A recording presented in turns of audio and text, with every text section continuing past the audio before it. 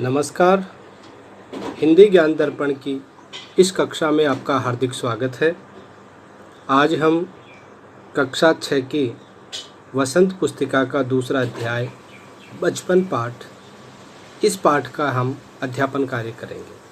तो आइए शुरू करते हैं आज का हमारा पाठ बचपन कक्षा 6 से।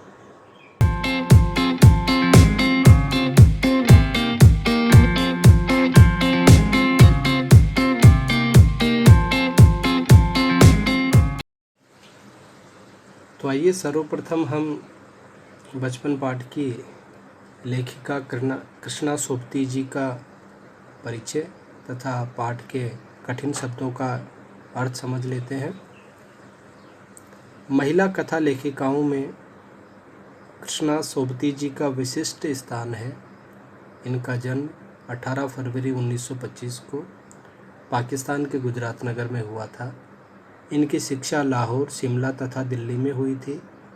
रचनात्मक लेखन के साथ साथ इनका संबंध दिल्ली के प्रौढ़ शिक्षा विभाग से भी रहा है। इनकी प्रमुख जो रचनाएं हैं वो है मित्रों मरजानी, बादलों के घेरे, यारों के यार, तीन पहाड़, डर से बिछुड़ी, सूरजमुखी अंधेरे के, जिंदगी नामा और जिंदा रस। कठिन शब्दों के अर्थ: सयाना अर्थात बुद्धिमान, शताब्दी 100 साल, दशक 10 साल। शताब्दी तथा दशक में अंतर है कि शताब्दी में 100 सालों की गणना होती है तथा दशक में 10 सालों की गणना होती है।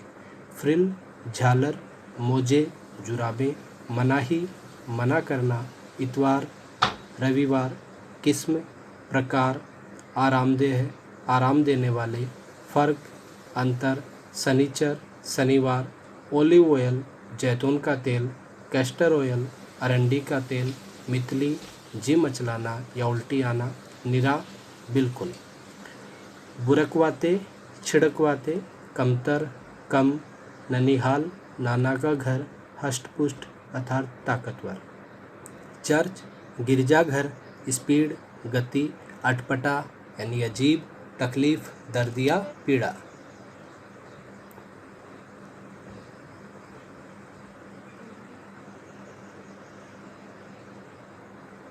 तकलीफ, दर्द या पीड़ा। ऐनक, चश्मा, चचेरा भाई, चाचा का लड़का, आईना, शीशा, आश्वासन, भरोसा, खींचना, झुंझलाना, सहल अर्थात आसान। आप सभी इन कठिन शब्दों का जो अर्थ है वो अपनी पुस्तिका में लिखेंगे। आइए अब हम पाठ को शुरू करते हैं। लेखिका बताती है कि मैं तुम्हें अपने बचपन की ओर ले जाऊंगी। मैं तुम्हें अपने बचपन की ओर ले जाऊंगी अर्थात अपने बचपन की कुछ बातों को मैं इस पाठ के माध्यम से आपको बताऊंगी। मैं तुमसे कुछ इतनी बड़ी हूँ कि तुम्हारी दादी भी हो सकती हूँ, तुम्हारी नानी भी, बड़ी बुआ भी और बड़ी मौसी भी।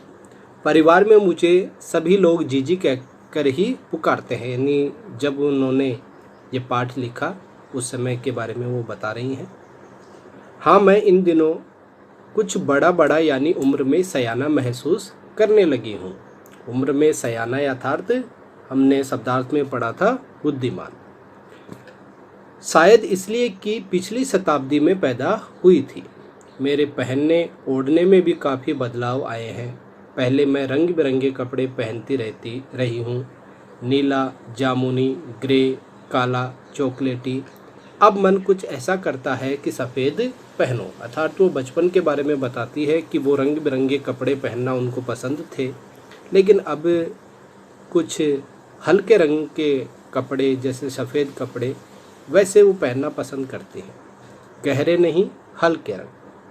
मैंने पिछले दशकों का मतलब 10 साल में तरह तरह की पोशाकें पहनी हैं। पहले फ्रॉक, फिर निकर वॉकर, फिर स्कर्ट, लहंगे, गरारे और अब चूड़ीदार और घेरदार कुर्ते। ये कपड़ों के नाम हैं। बचपन के कुछ फ्रॉक तो मुझे अब तक याद हैं। हल्की पीली और नीली धारी वाला फ्रॉक, गोल कॉलर और बाजू पर भी गोल कफ। एक हल्के गुलाबी रंग का बारीक चुन्नटों वाला घेरदार फ्रॉक, नीचे गुलाबी रंग की फ्रिल, नीचे गुलाबी रंग की फ्रिल लगी हुई थी अर्थात झालर लगी हुई थी। उन दिनों फ्रॉक के ऊपर की जेब में रुमाल और बालों में इतराते रंग बिरंगे रिबन का चलन था। यानी ये फैशन था उस समय में कि फ्रॉक के ऊपर की जेब में रुमाल रखा जाता और बालों में इतराते रंग बिरंगे रिबन का चलन था उस समय। लेमन कलर का बड़े प्लेटों वाला गर्म फ्रॉक जिसके नीचे फर टंगी थी, 2 ट्यूनिक भी याद है, एक चॉकलेट रंग का और अंदर से कोटी प्याजी, जो कोट के अंदर जो पहनी जाती है, दूसरा ग्रे और उसके साथ सफ़ेद कोटी। मुझे अपने मोजे और स्टॉकिंग भी याद है। बचपन में हमें अपने मोजे खुद धोने पड़ते थे। यहाँ पे आप समझेंगे क्योंकि इससे संबंधित प्रश्न है पाठ में कि बचपन में हमें अपने मोजे खुद धोने पड़ते थे। बचपन में लेखिका के मोजे कौन धोता था? लेखिका खुद धोती थी। वह नौकर या नौकरानी को नहीं दिए जा सकते थे, इसकी सख्त मनाही थी। हम बच्चे इतवार की सुबह इसी में लगाते हैं कि बच्चे इतवार की सुबह क्या क्या काम करते थे। तो वो क्या क्या काम करते थे देखिए। धो लेने के बाद अपने अपने जूते पॉलिश करके चमकाते। जब जूते कपड़े या ब्रश से रगड़ते तो पॉलिश की चमक उभरने लगती। तो इतवार की सुबह बच्चे काम करते, अपने जूतों को धोते और धोने के बाद में उनको पॉलिश करते, ब्रश से रगड़ते और पॉलिश से उनको चमकाते। सर्वर, मुझे आज भी बूट पॉलिश करना अच्छा लगता है। सर्वर इनको संबोधित करके कह रही हैं ये कहानी। हालांकि अब नई नई किस्म के शू आ चुके हैं, शू यानी जूते। कहना होगा कि ये पहले से कहीं ज़्यादा आरामदेह है। जब हमें नए जूते मिलते उसके साथ ही छालों का इलाज शुरू हो जाता।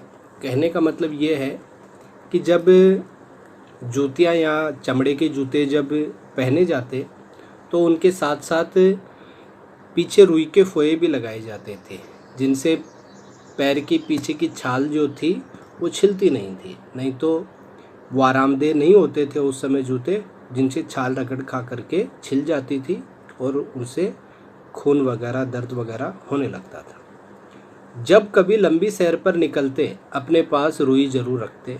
जूता लगा तो रुई मोजे के अंदर। हाँ, हमारे तुम्हारे बचपन में तो बहुत फ़र्क हो चुका है।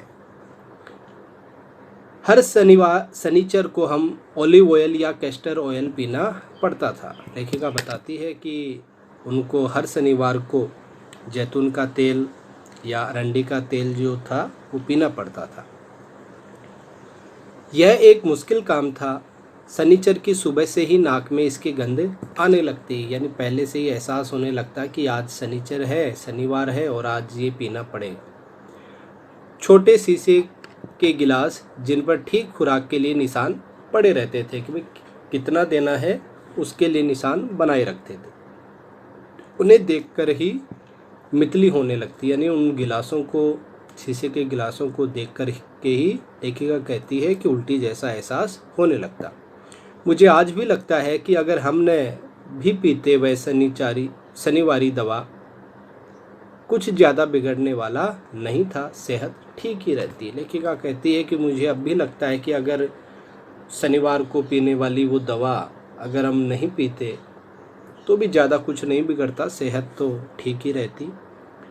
तुम्हें बताऊंगी कि तुम्हारे समय और हमारे समय में कितनी दूरी हो चुकी है, कि कितना अंतर आ चुका है आपके समय में और हमारे समय में। यहाँ तक कि बचपन की दिलचस्पियाँ भी बदल गई है, कि बचपन की बच्चों की जो रुचियाँ हैं वो भी बदल गई हैं। याद रहे उन दिनों कुछ घरों में ग्रामोफोन थे, रेडियो और टेलीविज़न नहीं थे। केवल ग्रामोफोन थे, रेडियो और टेलीविज़न नहीं थे। हमारे बचपन की कुल्फ़ी आइसक्रीम हो गई। क्या क्या बदला लेखिका के बचपन में और आपके बचपन में क्या क्या बदला? तो लेखिका बता रही है कि हमारे बचपन की कुल्फ़ी आइसक्रीम हो गई, कचौड़ी समोसा पैटीज में बदल गया, सहतूत और फालसे और खसखस के शरबत कोक पेप्सी में बदल गए। उन दिनों कोक नहीं, लेमनेड बिमटो मिलती थी। शिमला और नई दिल्ली में बड़े हुए बच्चों को वेंगर्स और डेविको रेस्तरां की चॉकलेट और पेस्ट्री मज़ा देने वाली होती थी। ये रेस्टोरेंट के नाम है। हम भाई बहनों की ड्यूटी लगती शिमला माल से ब्राउन ब्रेड लाने की। भाई बहनों की ड्यूटी लगती शिमला माल से ब्राउन ब्रेड लाने की। हमारा घर माल से ज़्यादा दूर नहीं था, एक छोटी सी चढ़ाई और गिरजा मैदान पहुंच जाते। वहां से एक उतराई उतरते और पहुंच जाते मॉल पर। कन्फेक्शनरी काउंटर पर तरह तरह की पेस्ट्री और चॉकलेट की खुशबू जो थी वो मन को भाती थी, मन भावनी खुशबू होती उनकी। हमें हफ्ते में एक बार चॉकलेट खरीदने की छूट थी। लेखिका कहती है कि उनके परिवार में उनको एक हफ्ते में एक बार चॉकलेट खरीदने की छूट दी जाती। सबसे ज़्यादा मेरे पास ही चॉकलेट टॉफ़ी का स्टॉक रहता। मैं चॉकलेट लेकर खड़े खड़े कभी न खाती, घर लौटकर साइड बोर्ड पर रख देती और रात के खाने के बाद बिस्तर में लेटकर मज़ा ले लेकर खाती। शिमला के काफल भी बहुत याद आते हैं। खट्टे मीठे फलों के नाम हैं। कुछ एकदम लाल, कुछ गुलाबी, रस भरी कसमल सोचकर ही मुंह में पानी आ जाए। चेस्टनट एक और गजब की चीज़, आग पर भूने जाते और फिर छिलके उतार कर मुंह में। चने जोर गरम और अनारदाने का चूर्ण। हाँ, चने की जोर गरम की पुड़िया जो तब थी वह अब भी नजर आती है। पुराने कागज़ों से बनाई हुई इस पुड़िया में निरा हाथ का कमाल है कि वो केवल कागज़ की पुड़िया हाथों से ही बनाई जाती।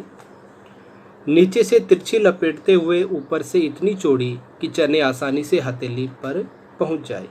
उस वक्त एक वक्त था जब फिल्म का गाना चना जोर गरम बाबू मलाया मज़ेदार, चना जोर गरम उन दिनों स्कूल के हर बच्चे को आता था।